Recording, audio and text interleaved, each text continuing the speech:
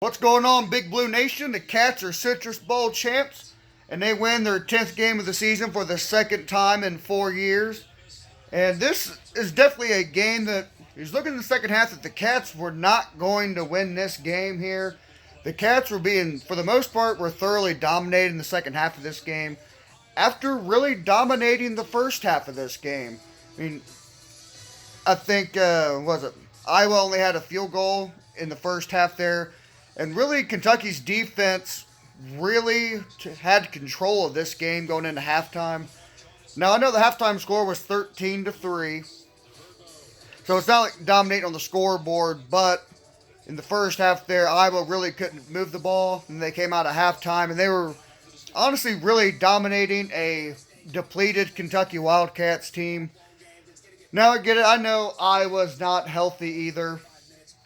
But, like I said, there's been a lot of injuries for Kentucky and a few players in COVID. So Kentucky's not at full strength here, and they were still able to get a win over a pretty good Iowa team here. You know, that is now Kentucky's 16th consecutive non-conference streak. And going into that game, Kentucky and Iowa were actually tied for the longest non-conference active winning streak at 15, which I thought was actually a pretty cool little thing. Mark Stoops gets the win over his alma mater, Iowa, where he played college football at.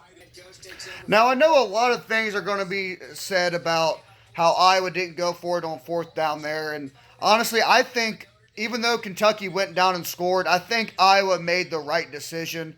Because for the most part in this second half, Kentucky really had trouble moving the ball. Iowa's defense really was standing Kentucky up and really just kind of dominating on both sides of the ball, on both sides of the lines of scrimmage. And they were able to really get back there. They ended up sacking Will Levis 7 times in this game. So I definitely agree with the Hawkeyes coach in going for for punting the ball and not going for it on fourth down and really pinning Kentucky there.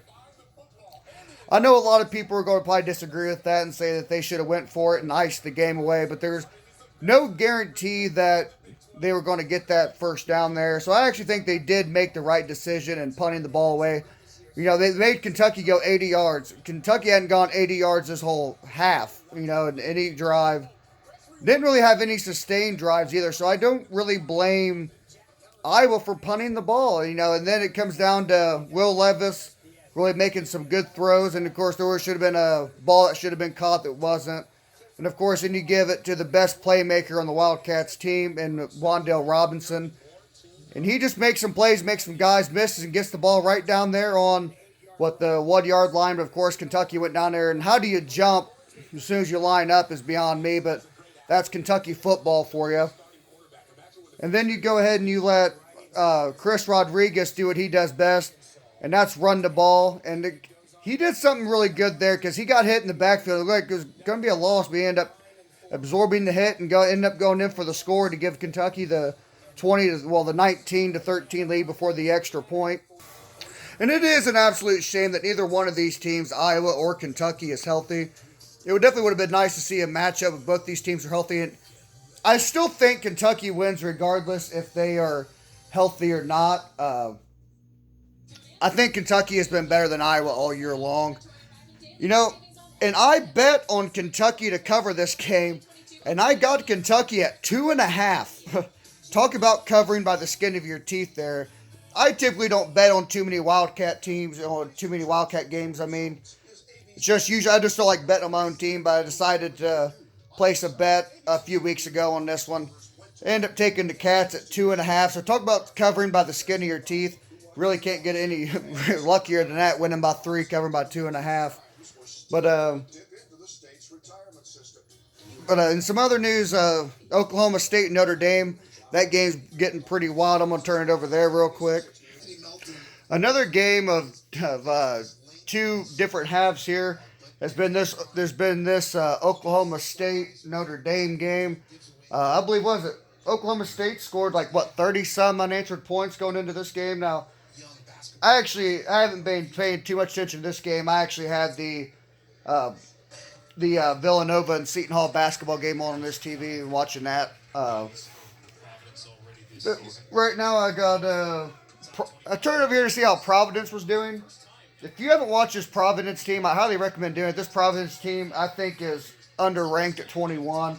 This Providence team is a pretty damn good basketball team. But you Big Ten nut huggers have got to be killing yourself right now. You guys probably are pulling your hair out watching these SEC schools take down all these Big Ten teams today. I know how all you got you Big Ten nut huggers are always bigger, stronger, faster. That's the Big Ten football way. Bigger, stronger, faster. I don't think so. You know, look at the way that Georgia was bigger, stronger, and faster than Michigan last night in their game. Then going into today, what? SEC, Big Ten is what, 0-3 in bowl games against the Big Ten schools. And, you know, especially Ohio State fans are probably ripping their hair out right now because Ohio State fans, they like to have this idea in their head that they're rivals with the whole SEC conference. You know, that's just the Ohio State way. But what a great day to be a Wildcat. Second time in 4 years that the Cats win 10 games. And I'm sorry, if you're one of those Kentucky fans who thinks that Mark Stoops should be fired, I'm sorry, do you have an IQ of like 9? Because given where this program was at when Mark Stoops took over in 2013, we were getting blown out by Vandy and Eastern Kentucky. And you're going to sit around and try and tell me he just won his 10th game in a season twice in 4 years. And you have a lot of Big Blue fans that think that Stoops needs to be fired and he's not the coach for Kentucky. What more do you guys want? Now, granted, we should have probably been in a bigger bowl. We dropped some games that we probably shouldn't have. We probably shouldn't have lost to Tennessee. We shouldn't have lost to Mississippi State. But you know what? It is what it is. And Stoops has this program going places that it hasn't been since the 50s and since the 70s. And it's built to sustain it. Stoops just signed the highest rated recruiting class in program history. So if you're one of the people that say Mark Stoops needs to be fired, I'm sorry, but you're a complete total moron. Period, point blank, end of discussion. But yeah, what a great day to kick off college football here. Hopefully Oklahoma State holds this. They're driving the ball here. They're on the Notre Dame 40. Ooh, and a big play down there. Down 30-yard completion down to the 10. If Oklahoma State punches this in, I'd say this is probably game over with 4 minutes and 18 seconds to go. That's total domination in the second half, but what a great day to be a Wildcat, and what a great day not to be a fan of a Big Ten school.